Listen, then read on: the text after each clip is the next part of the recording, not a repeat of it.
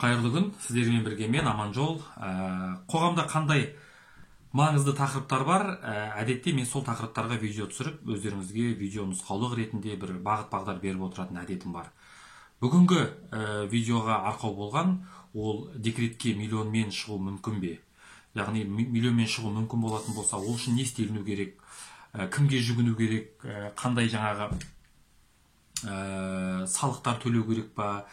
Яғни бір ауыз сөзбен айтқан кезде 45 минуттанға жететін видео жасадым. 45 минуттық видео жасадым. Сол видеоның ішінде барлық маңызды ақпараттарды шоғырландырдым. Декреттік демалыстан бастап, сол ең соңғы бала 1 жасқа толғанға дейін ай сайын төлем алып отыратын төлем, ол қалай есептелінеді, оның формуласы қандай коэффициенті бар, не есепке алынады, пенсионка төлену керек пе, әлде соцотчисление төлеу керек пе.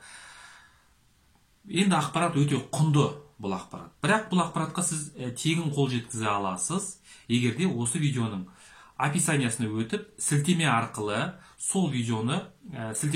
өтіп, сол жаңағы ақпаратты 3 адамға WhatsApp-қа таратсаңыз жеткілікті. Неге тарату керек? Өйткені бұл ақпаратты сіз кімге таратасыз, кімге керек деп ойлайсыз. Яғни бұны білу керек. Сіз енді әлбетте кімге жанашыр боласыз, соған таратасыз ғой. Сол үшін өстіп таратуды мен жөн көрдім.